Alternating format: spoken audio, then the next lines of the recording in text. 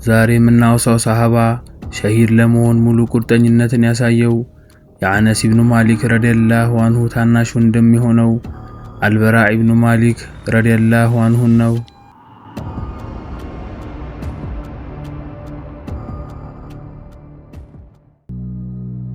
ይህ የቀልብ ዶክተር ድምጽ ነው። አልሐምዱሊላህ።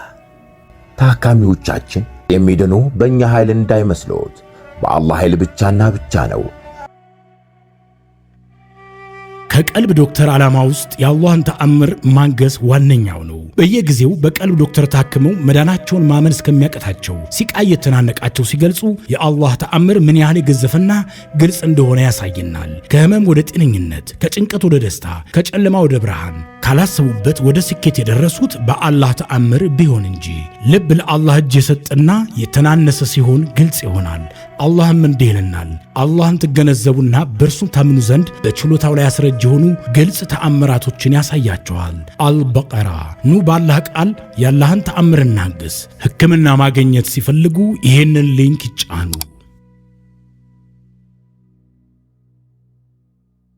አልበራ ኢብኑ ማሊክ ረዲየላሁ ዐንሁ ክፍል 2። በራ ረዲየላሁ ዐንሁ በዚህ ጊዜ እንዲህ ሲል ተደመጠ። ሙስሊሞች ሆይ ተሸከሙና ወደ ግቢው ወርውሩኝ። መጀመሪያውኑ በዚህ ውጊያ ለመሞትና ሰማዕትነትን ለመቀበል ቆርጦ የተነሳ እንደመሆኑ ይህን ታላቅ ወኔ የሚጠይቅ መስዋዕትነት ለመክፈል እነሆ ራሱን አቀረበ። ይሁን እንጂ አካሉ ቀጭንና ቁመቱ አጭር እንደነበረ የሚወሳው በራእ ረዲየላሁ ዐንሁ ባልደረቦቹ ተሸክመው እስኪወረውሩ ድረስም አልጠበቀም። ከዚያ ይልቅ የግንቡን አጥር በእጆቹና በእግሮቹ እየቧጠጠ ከተንጠለጠለ በኋላ ሰይፉን እንደታጠቀ በከሃዲያኑ መካከል ዱብ አለ። የሚይዙትን የሚጨብጡትን አጥተው የተደናገጡ የነበሩት ጠባቂዎች አንድ በአንድ ከገደላቸው በኋላ በሩን ከፍቶ የሙስሊሙን ሰራዊት እንዲገባ አደረገው። ከዚያ በኋላ ብዙም ሳይቆይ ሐሳዊ ሙሰይለማ በሙስሊሞች እጅ ስለተገደለ የየማማው የፊትና እሳት እስከ ወዲያኛው ጠፋ። በራእ ረዲየላሁ ዐንሁ ግን እንደተመኘው በዚህ ጦርነት ተገድሎ በእጅጉ የናፈቀውን ሰማዕትነት አላገኘም። አቡበክር አስሲዲቅ ወደ ሞት ፍጠኑ፣ በሕይወት ትቆያላችሁ እንዳሉት ሆነና ከ80 ቦታ በላይ በጦርና በጎራዴ ጉዳት ቢያገኘውም ነፍሱ ከስጋው አልተለየችም። እናም የሰራዊቱ አዛዥ ኻሊድ ረዲየላሁ ዐንሁ ለአንድ ወር ያህል ልዩ እንክብካቤ ካደረገለት በኋላ ደህና ሆኖ ሊነሳ ቻለ። ይህ ሁሉ እንግዲህ የበራእ ረዲየላሁ ዐንሁ ፍላጎት አልነበረም። ይሁን እንጂ የአላህ መሻህ እስከመሆኑ ሙሉ ለሙሉ ተስፋ አልቆረጠም ነበር። አሁንም ሌላ የጦርነት አጋጣሚ እስከሚመጣ ይጠባበቅ ያዘ። አንድ ሰው ከልቡ ሰማዕትነትን እንዲሰጠው አላህን የጠየቀ ፍራሹ ላይ እንኳን ቢሞት ማግኘቱ እንደማይቀር የአላህ ነቢይ ሰለላሁ ዐለይሂ ወሰለም ተናግረዋል። በራእ ረዲየላሁ ዐንሁ በየማማ ከደረሰበት ጉዳት አገግሞ በድቅድቅ ጨለማ ከሚመሰለው የክህደት ኃይላት ጋር በሚደረግ ሌላ ፍልሚያ ሊሳተፍ እነሆ ዳግም ራሱን አዘጋጀ። እነዚህ ኃይላት ቤዛንታይንና ፐርሺያ እንጂ ከቶ ሌላ አልነበሩም። ህዝቦቹን ከአንድ ፈጣሪ አምልኮ በማገት የራሳቸው ባሪያ አድርገው ይጫወቱባቸው ነበር። እነሆ እንግዲህ ሙስሊሞች ህዝቦችን አርነት ሊያወጡ ፊት ለፊታቸው ተገኝተዋል። ልክ እንደ ፀሐይ ብርሃን በፍጥነት የተዳረሰ ያለውን የእስላም መልእክት ለማገድና ለማስተጓጎል የሚሹ ኃይላት ምንም እንኳን ቁጥራቸው የገዘፈ ቢሆንም የሸይጣናት አጋሮች ናቸውና በሙስሊሞች ፊት ክብር የሚሰጣቸው አልነበሩም።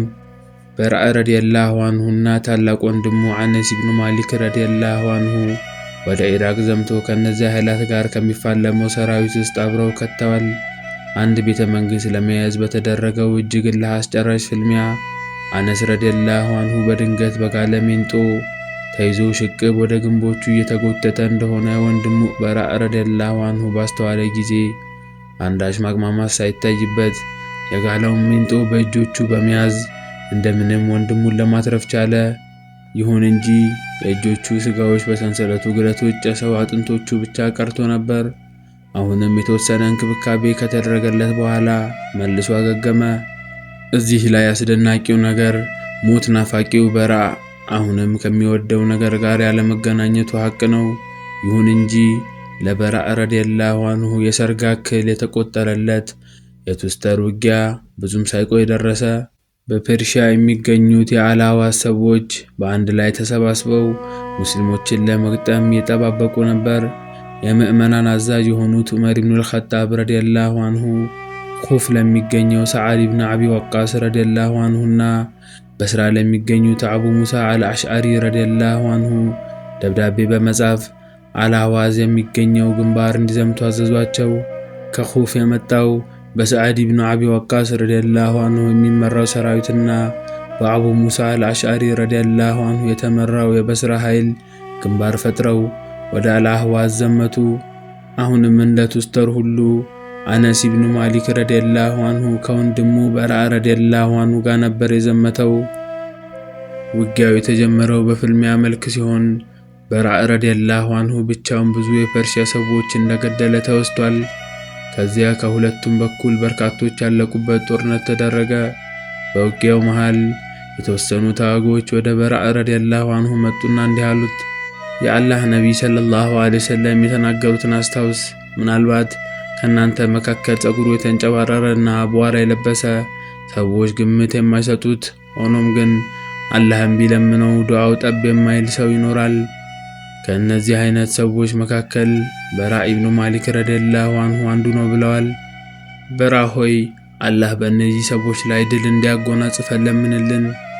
በዚህ ጊዜ በራእ ረዲየላሁ አንሁ እጆቹን ወደ ሰማይ አንስቶ እንዲህ ሲል አላህን ተማጸነ፣ አላህ ሆይ በእነዚህ ሰዎች ላይ ድል አጎናጽፈን፣ እንዲሁም እኔንም የአላህ መልእክተኛ ሰለላሁ ዐለይሂ ወሰለም ዛሬ እንድገናኛቸው አድርገኝ።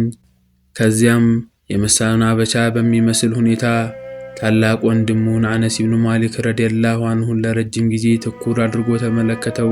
ውጊያው የተፋፋመ በመሄዱም ሙስሊሞች በየትኛውም የዓለም ክፍል ታይቶና ተሰምቶ በማይታወቅ ወኔና ጀግንነት ተዋግተው የድል ባለቤቶች ሆኑ።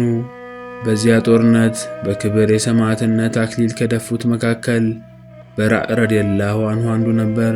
ፊቱ በፈገግታ ደምቆ በእጁ በደሙ የቀለመ አፈር ዘግኗል። ጎራዴው ከጎኑ ወድቆ ይታያል። በመጨረሻም ረጅም ጉዞ በማድረግ ጀነት ለመድረስ የናፈቀው ጀግና ሩጫውን ጨርሶ ማረፊያው ላይ ተገኝቷል። ይህች ያቺ የናፈካትና የማለልክላት ጀነት ናት የሚል ብስራት ከወደ ሰማይ እንደሚመጣለት አያጠራጥርም። ክፍል 2 በዚህ ተጠናቀቀ። በቀጣይ ሳምንት በሌላ ሰሃባ ታሪክ እስከምንገናኝ አሰላሙ አለይኩም ወራህመቱላሂ ወበረካቱ።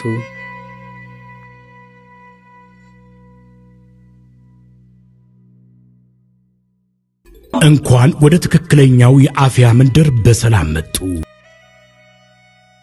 የቀልብ ዶክተር በሲህር በጅን በአይንናስ እንዲሁም የስነ ልቦና ጫና የደረሰባቸው የሰው ዘር ፍጥረታት በሙሉ ታክሙ የሚድኑበት ነው። ሕክምናው በቁርአን፣ ሕክምናው በአስካሮች፣ ሕክምናው በዱዓዎች በሰደቃ የሚካሄድ ሲሆን ነቢያዊ ሱናን በተመረኮዙ እጅግ ጥበብና እውቀትን ባካበቱ የሩቃ ዶክተሮች ይታከማሉ።